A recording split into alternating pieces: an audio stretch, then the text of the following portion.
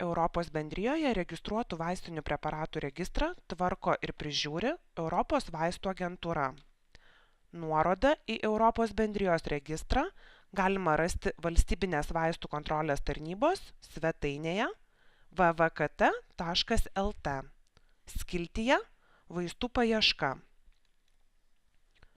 Paspaudus aktyvią nuorodą Bendrijos vaistinių preparatų registras, esančią skiltyje nuorodos specialistams, atsidaro svetainė, kurioje galima rasti Bendrijos žmonėms skirtų vaistinių preparatų registrą.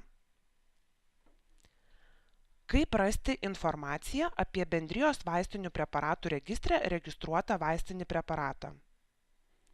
Žmonėms skirtų vaistinių preparatų registre galima rasti registruotą vaistinį preparatą pagal registracijos numerį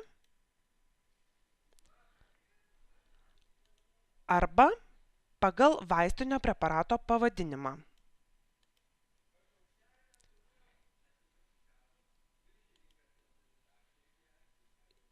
Informacija pateikiama iš eilės pagal atnaujinimo datą.